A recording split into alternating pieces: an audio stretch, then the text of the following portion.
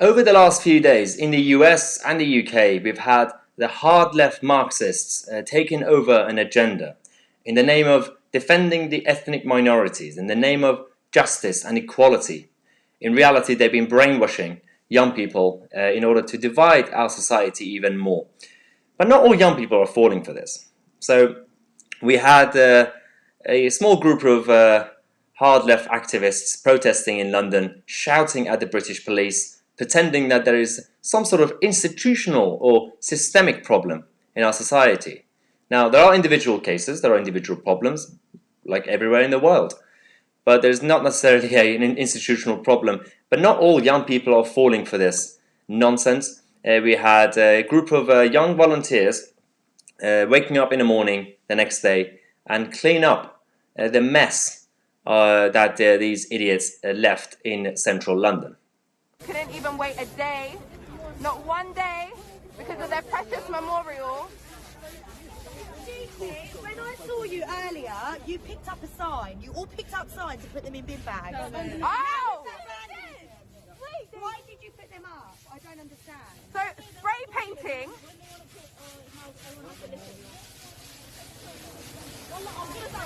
Hang on, I'm gonna get their faces in. Everybody say cheese.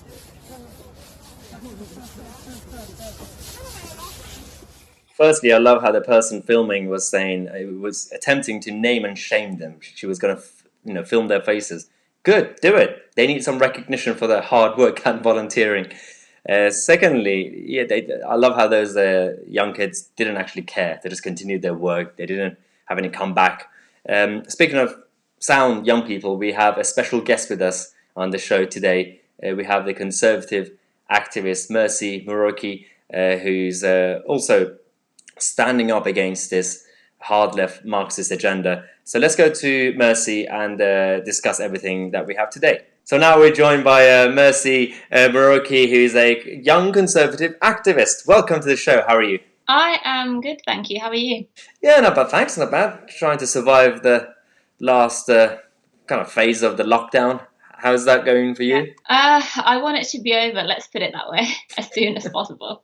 Brilliant. And you've seen how, what's been happening over the last few days. That kind of started in the US on the streets, and now it's come to Europe. Apparently, it's in London. Yeah. I saw a small group of angry young lefties shouting at the British police for some reason. What do you think? Do you think it was justified to shout at the British police for something that happened in America?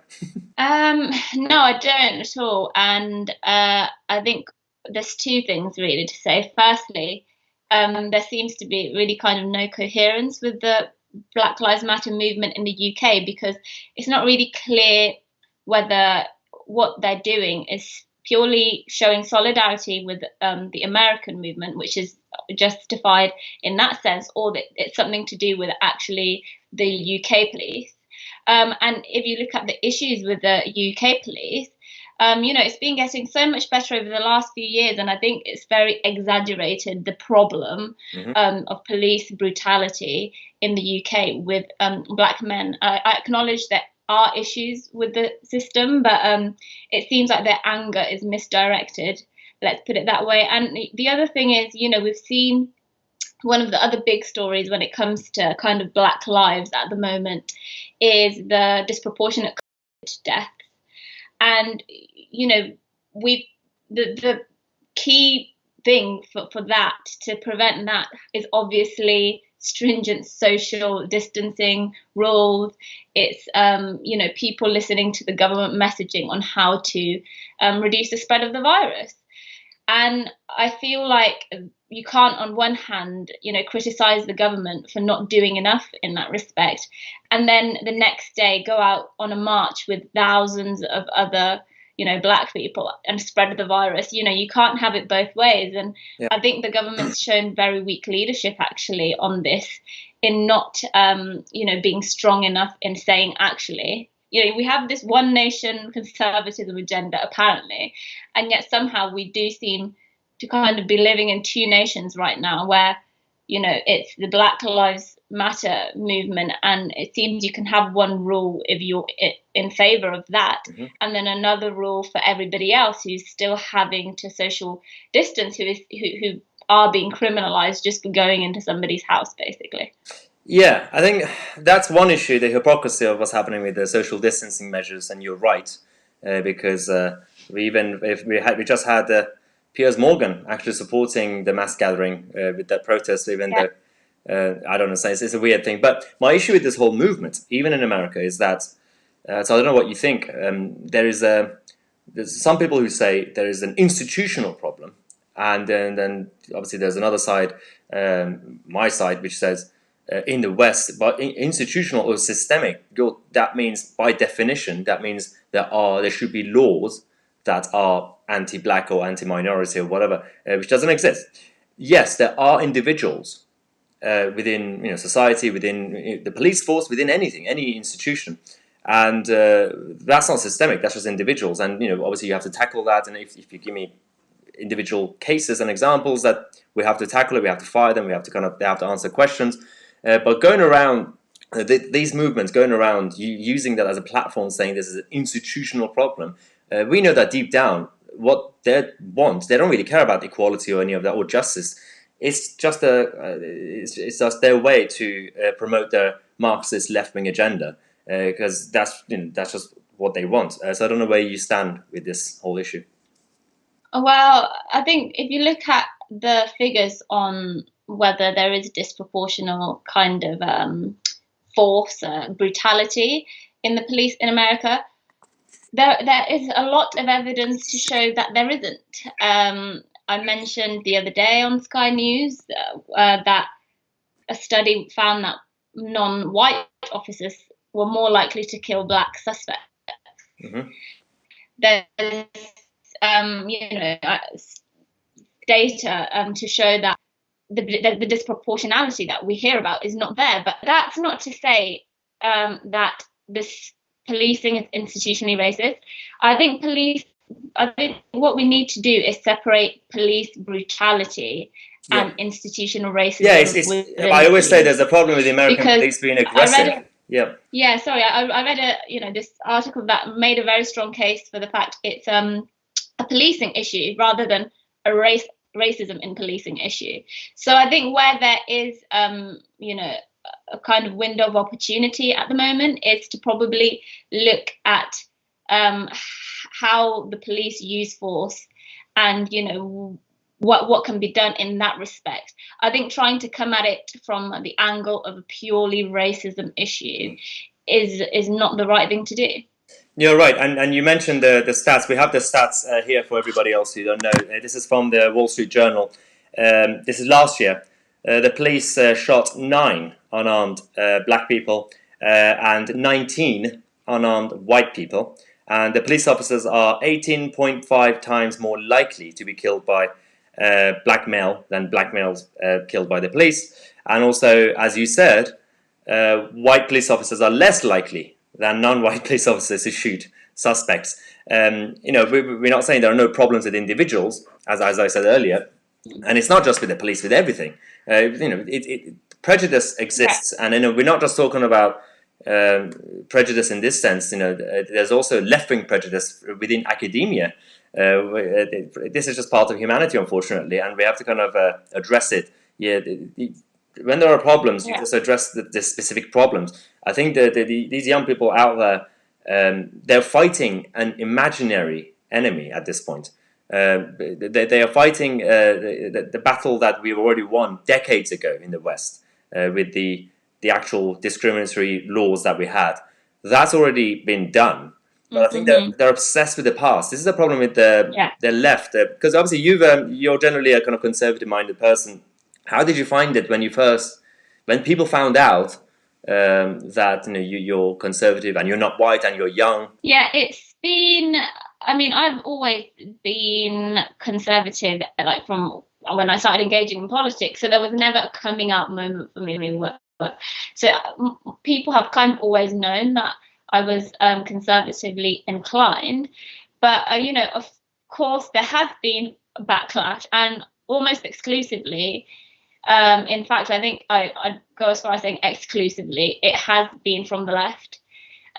So, just a couple of days ago, I had somebody saying that, I should kind of, to paraphrase, stop kind of sucking up to the white masters, because no matter what I do, I'll always be a black woman. And if you said that to somebody on the street, they'd say, oh, that's obviously from a fascist, person, a right wing, but actually this kind of stuff, when it comes out from the left, it's completely acceptable. And so that's what I have found. It's always, the typical people saying you're a coon or you're an Uncle Tom, that kind of thing. And that comes from the left. And with, the culture we live in normalizes that kind of thing. If you're from the left, basically, that's where we've descended into. Yeah, you're right. What do you have any ambitions, any plans politically, Korea, or? Not. I going into politics, kind of as an MP or whatever, doesn't necessarily appeal to me at this point in my life, because I feel like there's much more I can do. Not being like on the front line of politics, so to speak, and ultimately there's a lot you can't say when you're at that level of politics, and I have a lot of things to say that some people might find uncomfortable, and I don't want to be censored, because actually what I find is the vast majority of people agree with what I'm saying, because it's really not radical, the things I'm saying. I'm just saying, kind of what I've been kind of doing is calling out the hypocrisy of the left, and the actual racism that is inherent in the left-wing narratives about what black people should do, can do, or ought to think. So I think what I'm saying is common sense, really, and I think most people appreciate that. Yeah, you're right, and also you have the exact same problem as me, and that's why I don't really think about becoming an MP or anything, because when you become part of the machine, the establishment kind of parties, you become a number. You have to go with the flow and what the team would say. And I'm not really a team player. I'm quite outspoken, so Exactly. I'll disagree with a lot of things that even the Tory party do. So that's my problem. But it's a big issue, because people like yourself and others who are passionate, it's a shame that they don't get involved, because what we have instead is that a lot of people that new MPs, or just MPs in general, who we've had recently. These are the people that I'd say, or as Margaret Thatcher said, the people who want to be somebody instead of wanting to do something. They spend their kind of their 20s and from university just planning and plotting to become an MP. That's their only goal in life, nothing else. And then they just they do all these weird things with their local parties, not because they necessarily care, they pretend to care, but just because they have to, so that they could put it on their CV. And I find it really sad and depressing, because this is a political system that we have. I think a lot of people see being an MP as the end rather than the means to an end. So they kind of just, the goal is just to be an MP rather than getting into it because they feel particularly passionate about something. So that is an issue. But I'm glad that over the last few couple of years we've seen a lot more people being vocal and calling out this kind of hypocrisy that we're seeing, and you have people who I really respect, like Douglas Murray, for example, who's kind of I see as probably one of the people who are best at calling out this kind of thing in a really articulate way. But I like that we're also seeing young people, ethnic minority people, coming out and saying, actually, this left-wing culture and narrative is damaging to society, and it's damaging to me as an ethnic minority person, and I'm going to call it out. Yeah, no, you're right. It's I think all the outspoken and talented people are not really getting involved. So that's kind of the moral of the story. But I mean, I wish you the best, regardless of what you end up doing in the future.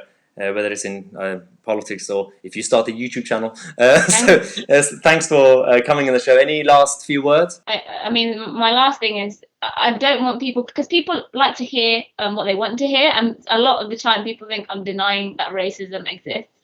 And actually, I think what we are seeing right now is a good window of opportunity to tackle the legitimate issues around racism. But I just don't think the kind of narrative that we're seeing around it and the hysteria is helping. But I hope this is a good window of opportunity to do something meaningful. Yeah, absolutely. And you're right. When there's a problem, call it out, tackle it. When there's no problem, don't be a drama queen. Don't create problem out of nothing. Thanks again for coming on the show, and hope to see you soon. Thank you.